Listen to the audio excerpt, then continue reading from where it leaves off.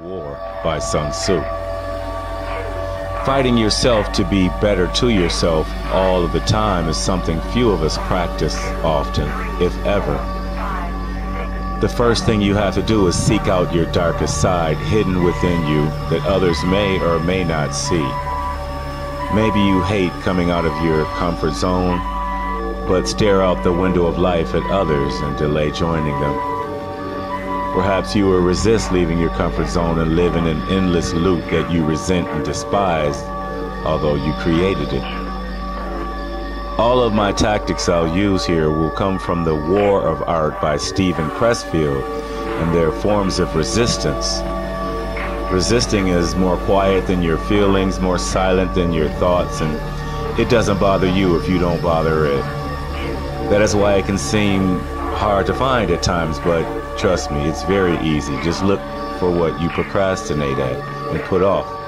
You don't think about it because it's connected to you. You must detach from it and launch a full assault. It can mean you need to stop treating people mean, losing your temper. Perhaps you just think bad thoughts unjustly.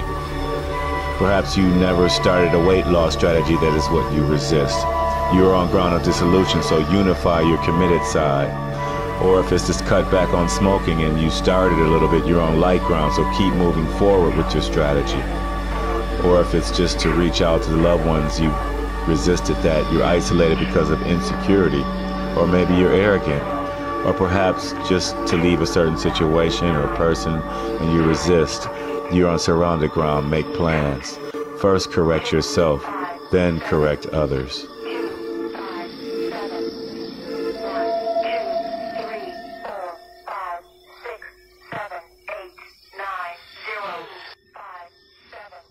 The Art of War by Sun Tzu, Chapter 1. The ground is the place of pitched battle. Gain the advantage and you live. Lose the advantage and you die. But does this help us in our daily lives? Is this book not about killing and death and nothing else? This book has many hidden layers and dimensions that are very hard to see and understand if you are not taught, like following a bad decision when everyone tells us not to, or not advancing on opportunities, or solving problems before they start. The art of war is about strategy, and all actions imply strategy. When you see a sick person, they can tell us what's wrong, but you still don't know what to do. A doctor does. When you see a car leaking, you don't know what to do, but a mechanic does. When you have experience, know the rules, and have practiced for thousands of hours, only then can you form a strategy, and only then will you know the ground of pitched battle.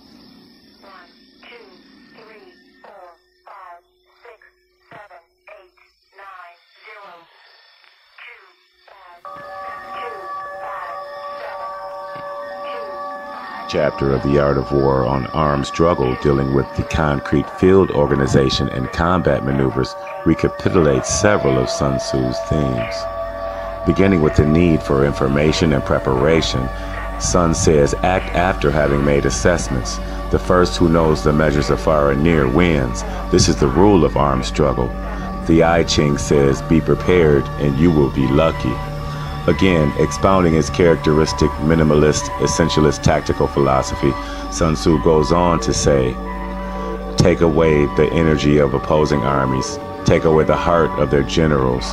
Echoing his teachings on emptiness and fullness, he also says avoid keen energy, strike the slumping and receding to take full advantage of the principles of emptiness and fullness.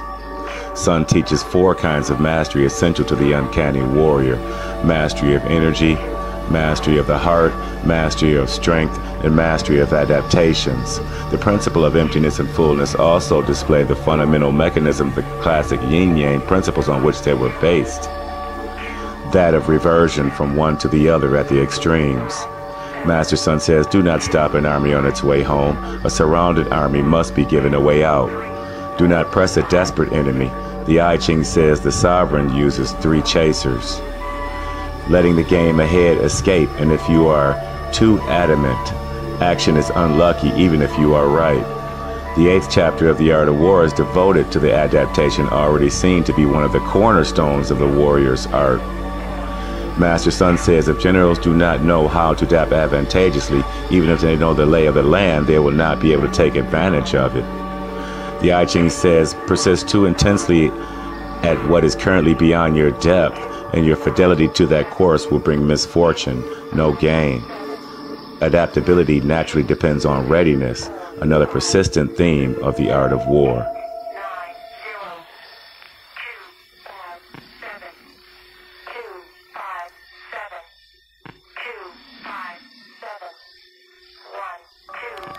Why is it necessary to use deception?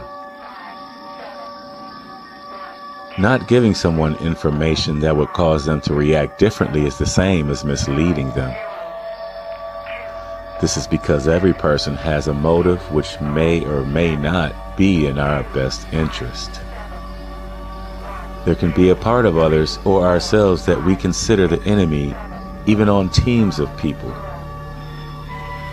And an opponent can be within the one you love. In fact, there is always one, but it's manageable.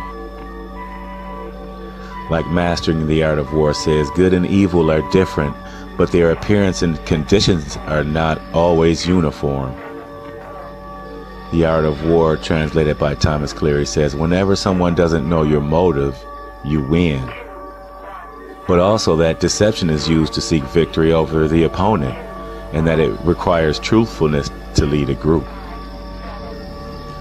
The Art of War says, employ the entire armed forces like employing a single person with actual tasks. Do not talk to them. Tell them what benefit is in there. Do not tell them about harm. And so some opponents you must crush entirely by as much as possible, with less needed the better. And if the opponent isn't our leader, he has our best interest and shows us to victory, then we should not press contention and change our own hearts. Hiding those feelings, not expressing them, is a form of deception, but it benefits the team and it benefits us. The same with a boss who is not always right, but fighting uphill you guaranteed to lose, like chapter 7. So that's a part of surviving. Being careful about information, the Art of War talks extensively about not divulging information to the enemy. In relationships, we deceive ourselves sometimes if we're too greedy and we become aggressive, but we become aware and learn to control it. The truth is a dangerous card to play.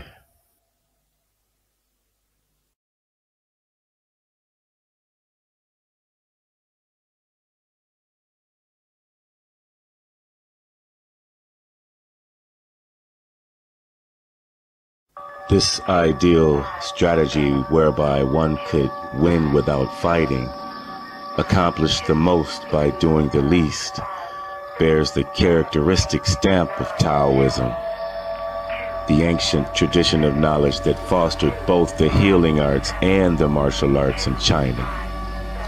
The Tao Te Ching, or the way and its power, applies the same strategy to society that Sun Tzu attributes to warriors of ancient times. Plan for what is difficult while it is easy. Do what it is great while it is small. The most difficult things in the world must be done while they are still easy. The greatest things in the world must be done while they are still small. For this reason, sages never do what is great, and this is why they can achieve that greatness. Written over 2,000 years ago during a period of prolonged civil warfare, the Art of War emerged from the same social conditions as some of the greatest classics of Chinese humanism, including the Tao Te Ching. Taking a rational rather than an emotional approach to the problem of conflict, Sun Tzu showed how understanding conflict can lead not only to its resolution, but even to its avoidance altogether. The prominence of Taoist thought in the Art of War has been noted by scholars for centuries, and the classic of strategy is recognized in both philosophical and political works of the Taoist canon.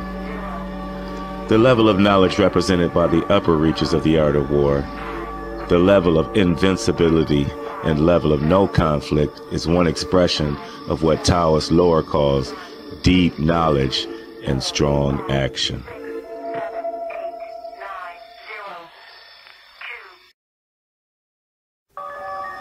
In the last video, I talked about the importance of knowing the difference between feelings and emotions.